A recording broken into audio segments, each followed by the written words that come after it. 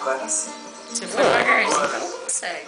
Agora você falou tudo. Você fez tudo isso. Ai! Caiu! Eu preciso disso. Caiu! Falar várias vezes agora. Eu te amo. Pagar. Eu te amo. Ó, tô gravando. Deixa eu ver. Boa viagem. Vai lá pegar o papel, Isabelle, do seu irmão pra tirar o sangue.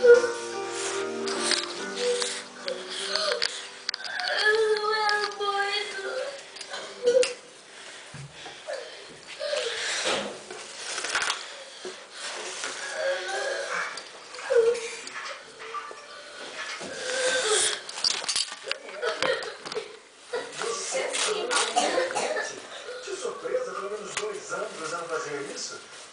Não diga que você mudou de ideia. Isabelle, cadê o papel? Aqui é só. Tô pegando. Não dei ideia, não. Mas eu liguei porque, Isabelle. com a surpresa, o motivo e a rapidez da sua visita, eu acabei não te perguntando como é que você vai viajar. Daqui a alguns dias. Não se preocupe. Pode deixar que eu me arranjo por aqui. Deixa eu ver. A boca.